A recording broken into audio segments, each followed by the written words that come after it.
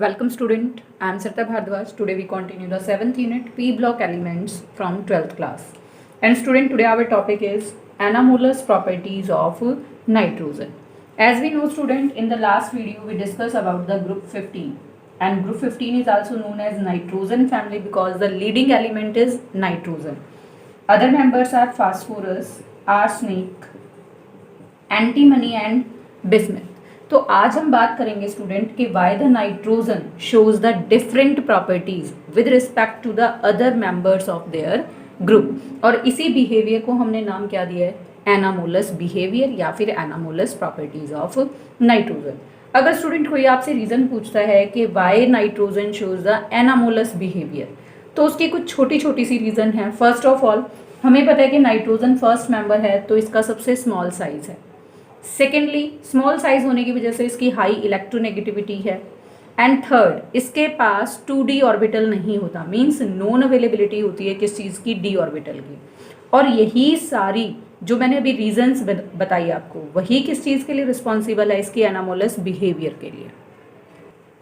अब स्टूडेंट हमारे पास जो ये लास्ट पॉइंट है, non availability of the vacant d orbital, तो मैंने यहाँ पर इंडिकेट किया कि 2d orbital not possible. General electronic configuration nitrogen का हमारे पास है student 1s2 2s2 2p3। There is not any possible 2d orbital. लेकिन अगर मैं फॉस्फोरस की बात करती हूँ स्टूडेंट, तो electronic configuration 1s2 2s2 2p6 3s2 3p3। Atomic number इसका कितना होता है 15, नाइट्रोजन का कितना होता है 7। अब इसमें हमारे पास किसकी अवेलेबिलिटी है स्टूडेंट, 3d ऑर्बिटल की। तो 3d orbital in case of phosphorus, arsenic, antimony और बिस्मुथ। जैसे फॉस्फोरस में 3d पॉसिबल है तो यहाँ 4d, here 5d। And in case of bismuth किसकी अवेलेबिलिटी होगी, 6d ऑर्बिटल की। But non availability of d orbital in case of nitrogen. और इस d ऑर्बिटल के ना होने की वजह से भी कुछ प्रॉपर्टीज ऐसी हैं जो नाइट्रोजन अदर मेंबर्स के कंपैरिजन में, ग्रुप 15 के जो दूसरे मेंबर हैं उनसे डिफरेंट शो करता है, and that is the anomalous behaviour. तो स्टूडेंट अगर हम फर्स्ट एनामोलस प्रॉपर्टी की बात करते हैं, तो फर्स्ट एनामोलस प्रॉपर्टी है कि नाइट्रोजन एग्जिस्ट करता है in form of gas, but other members are exist in form of solid. तो हाउ इट इज कि नाइट्रोजन गैस है और दूसरे मेंबर्स सॉलिड फॉर्म में एग्जिस्ट करते हैं। अब स्टूडेंट नाइट्रोजन गैस की फॉर्म में एग्जिस्ट करता है, लेकिन दूसरे मेंबर किस फॉर्म में एग्जिस्ट करते हैं, सॉलिड फॉर्म में। This can be explained on the basis of formation of p-pi multiple bond in case of nitrogen, and that is not possible in case of other members, means phosphorus, arsenic, antimony or bismuth. They are not able to form the p-pi multiple bond. अब student जो nitrogen है वो p-pi multiple bond बना सकता है because of its small size and high electronegativity. Nitrogen is able to form the p-pi multiple bond. Generally हमने देखा है स्टूडेंट जो नाइट्रोजन है that exist in the diatomic form, means N2 की form में एग्जिस्ट करता है। In diatomic form there are the triple bond between the two nitrogen atom. One is the sigma bond and remaining two are the pi bonds. In N2 molecule student, two nitrogen atoms, they are held together by the weak van der Waals forces of attractions. कौन सी forces होती हैं हमारे पास, weak van der Waals forces of attractions. अब जो ये forces of attraction हैं student, they easily overcome or break at the room temperature due to the collision of the molecule. Means अगर हमारे पास 2N2 मॉलिक्यूल्स हैं तो उनका साइज बहुत छोटा है, उनके बीच में simple weak van der Waals forces of attractions हैं, और ये इजीली ओवरकम हो जाती हैं जब मॉलिक्यूल आपस में क्या करते हैं, कोलाइड। जिसकी वजह से क्या होगा, सिंपली हमारे पास एक अकेला N2 मॉलिक्यूल एग्जिस्ट करेगा and that must be exist in a form of gas. ऐसा मैंने क्यों कहा, because week forces of attraction किसके केस में होती है, गैस के केस में। आपने 11th क्लास में किया होगा स्टूडेंट, सॉलिड को जनरली हम इस तरह से रिप्रेजेंट करते हैं कि particle are quite closer to each other and they have the strong forces of attraction. Liquid को हम इस तरह से थोड़ा दूर दूर पार्टिकल को शो करते हैं, means they have slightly weaker inter particle forces of attraction as compare to the solid. And in case of gases, the particles are quite apart from each other, means they have the weak forces of attraction, therefore they exist in the form of gas. तो हम ये बोल सकते हैं कि nitrogen में P पाई multiple bond बनता है. क्यों बनता है? Because of its small size and high electronegativity. Generally nitrogen diatomic form में होता है, तो वहाँ पर ट्रिपल बॉन्ड होता है जिसमें से एक सिग्मा बॉन्ड है and 2 pi bonds must be there. और जो दो नाइट्रोजन एटम हैं they are held together by the weak van der Waals forces of attractions and these must be easily overcome by the collision of the molecules at the room temperature and therefore N2 exist in the form of gas. But student, in case of other member of the group 15, there is no any formation of that p pi multiple bond, but there are the formation of the single bond. means अगर मैं phosphorus की बात करती हूँ तो phosphorus के atoms they are held together by the single bond. और generally ये किस फॉर्म में एग्जिस्ट करते हैं? They exist in the tetra atomic form. Means इस तरह से P4, AS4, एंटीमनी 4. तो अगर सिंपली हम बात करें तो in these cases phosphorus, arsenic, antimony and bismuth there is the existence of the tetra atomic tetrahedral structure. Just in case of phosphorus अगर मैं टेट्राहेड्रल स्ट्रक्चर शो करूँ तो जस्ट लाइक दिस. तो हमारे पास टेट्राहेड्रल स्ट्रक्चर की वजह से size of atom क्या हो जाएगा? बिगर. सीधी सी बात है, नाइट्रोजन से बड़ा साइज फॉस्फोरस, उससे बड़ा arsenic, because as we move down the group atomic size goes on increase. तो as the size of atom is bigger there is the higher या stronger van der Waals forces of attractions and they can not overcome by the simple collision of the molecule at the room temperature. अब उससे क्या होगा कि forces of attraction overcome होंगी नहीं, strong forces होंगी, तो वो किसकी फॉर्म में एग्जिस्ट करेगा? सॉलिड फॉर्म में. So student, this is the complete explanation regarding the question कि why nitrogen is gas but other members are solid.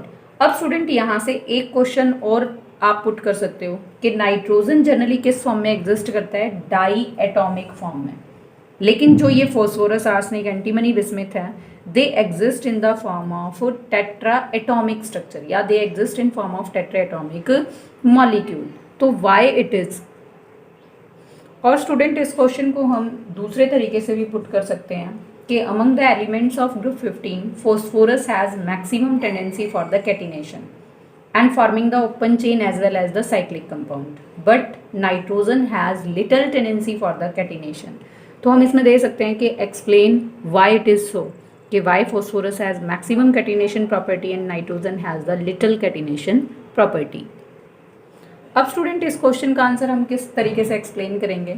जो कैटिनेशन प्रॉपर्टी है वो क्या है? That is the self linking property of an atom to form the long open chain और cyclic structure.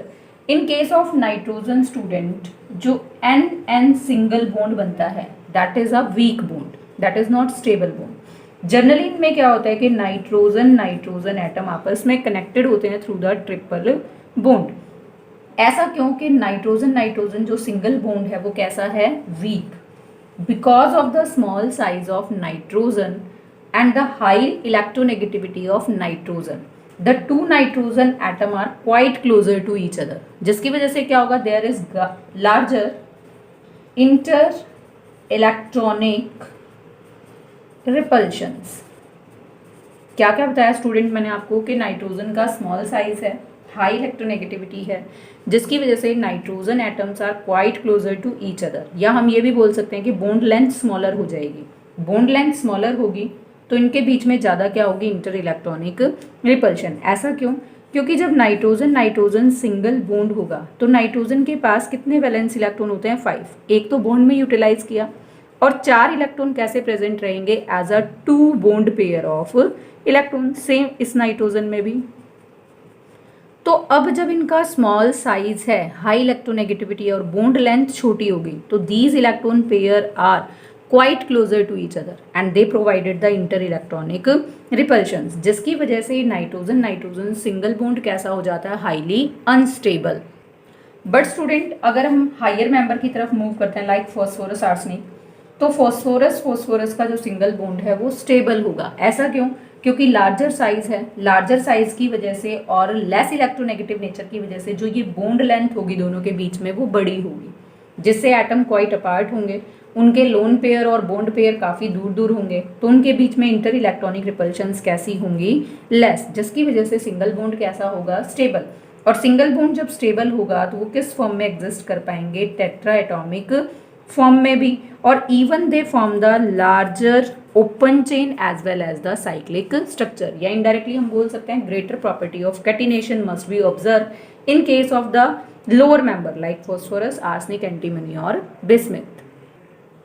अब student कई बार इसमें क्रॉस क्वेश्चनिंग भी कर सकते हैं। ये ग्रुप 15 एलिमेंट थे, अगर हम इसको कंपेयर करें ग्रुप 14 एलिमेंट से, ग्रुप 14 एलिमेंट में फर्स्ट एलिमेंट हमारे पास क्या होता है, कार्बन, और हमें ये बताया जाता है कि carbon has the maximum tendency of the catenation. तो हम ये भी बोल सकते हैं कि group 15 element shows property of catenation to much smaller extent than the carbon. अब उसके पीछे रीज़न क्या आएगी स्टूडेंट, कि जो हमारे पास कार्बन कार्बन बॉन्ड स्ट्रेंथ है वो बहुत ज़्यादा स्ट्रॉन्ग है, किसके कंपैरिजन में, नाइट्रोजन नाइट्रोजन बॉन्ड के कंपैरिजन में, फॉस्फोरस फॉस्फोरस बॉन्ड के कंपैरिजन में, और आर्सेनिक आर्सेनिक बॉन्ड के कंपैरिजन में। तो इस क्वेश्चन को हम अभी सॉल्व करते हैं। तो स्टूडेंट ये हमारे पास क्वेश्चन है कि group 15 element shows the property of catenation to much smaller extent than the carbon 1। अब इसको हम फर्स्ट इंडिकेट करते हैं बॉन्ड, उसके बाद हम इंडिकेट करेंगे बॉन्ड डिसोसिएशन एंथैल्पी, और जो ये एंथैल्पी है that is in kilojoule per mole. First हमारे पास बॉन्ड है carbon carbon, then nitrogen nitrogen, phosphorus and arsenic arsenic single bond. अब हमारे पास जो बॉन्ड डिसोसिएशन एंथैल्पी है स्टूडेंट कार्बन के केस में that is 347 kilojoule per mole, in case of nitrogen this one, phosphorus and in case of arsenic। तो bond dissociation energy से हमें आइडिया हो जाता है स्टूडेंट कि कार्बन कार्बन की जो बॉन्ड डिसोसिएशन एनर्जी है वो मैक्सिमम है।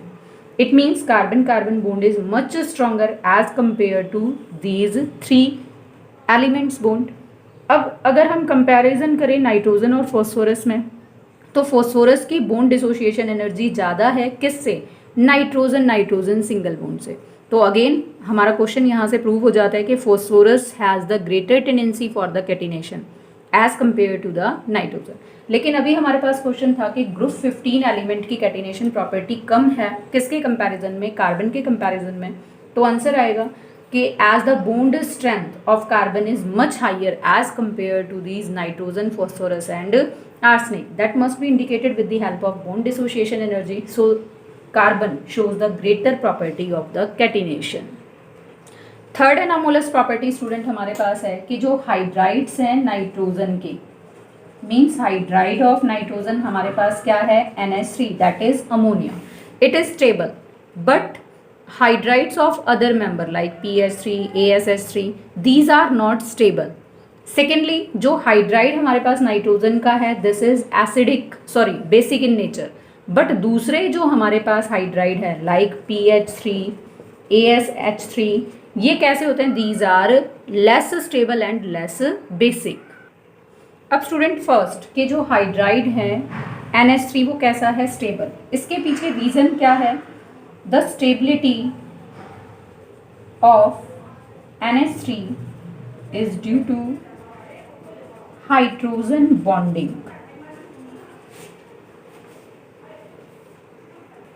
आपको ध्यान होगा स्टूडेंट जो NH3 के मॉलिक्यूल्स हैं उनके बीच में क्या प्रेजेंट होती है, इस तरह से इंटरमॉलिक्यूलर हाइड्रोजन बॉन्डिंग। अब इंटरमॉलिक्यूलर हाइड्रोजन बॉन्डिंग की वजह से वो कैसे हो जाते हैं, stable, and this hydrogen bonding is not possible in case of hydrides of other elements of the group 15, इसीलिए वो कैसे होते हैं, less stable. More over student अगर हम देखते हैं नाइट्रोजन का स्मॉल साइज है, कंपेरेबल हो जाएगा हाइड्रोजन के साथ, तो वो स्टेबल बॉन्डिंग बनाता है, stable NH bond. But phosphorus arsenic इनके केस में क्या होता है, as we move down the group इनका साइज बढ़ जाता है and it becomes incomparable with the size of hydrogen, जिसकी वजह से इनका जो बॉन्ड है phosphorus hydrogen bond arsenic hydrogen bond वो कैसा हो जाता है, less stable, that make their hydride less stable. अब बात करते हैं स्टूडेंट इनके बेसिक कैरेक्टर की। जितने भी हमारे पास हाइड्राइड हैं अगर उनका हम जनरल स्ट्रक्चर ड्रॉ करें तो इस तरह से पिरामिडल स्ट्रक्चर होता है with lone pair of electron, तो due to the lone pair of electron they behaves as the Lewis basis because they have the tendency to donate the electron pair. अब student nitrogen more electronegative है आपके पास, nitrogen more electronegative है तो वो अपने loan pair को और अपने बॉन्ड पेयर को अपने पास टाइटली अट्रैक्ट करके रखेगा, जिसकी वजह से क्या होगा, नाइट्रोजन पर इलेक्ट्रॉन डेंसिटी इंक्रीज कर जाएगी। अब इलेक्ट्रॉन डेंसिटी इंक्रीज करेगी तो साथ ही साथ इंटर इलेक्ट्रॉनिक रिपल्शंस भी इंक्रीज करेंगे और उसकी वजह से स्ट्रक्चर कैसा हो जाएगा, unstable and having the greater tendency to donate that lone pair of electron. और जो जितना रेडिली मीन्स जल्दी लोन पेयर को डोनेट करेगा वो उतना ही अच्छा क्या बिहेव करेगा एज अ लुईस बेस। तो नाइट्रोजन के जो हाइड्राइड्स हैं वो ज़्यादा बेसिक हैं because of small size and high electronegativity of nitrogen there is greater electron density on nitrogen, so they have the tendency to donate the lone pair and behaves as the good base. But student अगर हम phosphorus, arsenic, antimony, bismuth की बात करते हैं तो down the group जब हम nitrogen से बिस्मिथ की तरफ जाते हैं तो इलेक्ट्रोनेगेटिविटी डिक्रीज करती है, मीन्स जो लोन पेयर है वो मेटल से दूर हो जाएंगे, सॉरी एलिमेंट से दूर हो जाएंगे और बॉन्ड पेयर भी दूर हो जाएंगे, जिसकी वजह से कोई भी सेंट्रल एलिमेंट है मीन्स फॉस्फोरस, आर्सेनिक, एंटीमनी या बिस्मिथ में से, तो उन पर क्या होगी, इलेक्ट्रॉन डेंसिटी कम, जिसकी वजह से वो इलेक्ट्रॉन डेफिशिएंट होंगे। जब खुद ही इलेक्ट्रॉन डेफिशिएंट है तो दूसरे को इलेक्ट्रॉन नहीं दे पाएंगे, जिसकी वजह से वो क्या से होंगे, दे आर लेस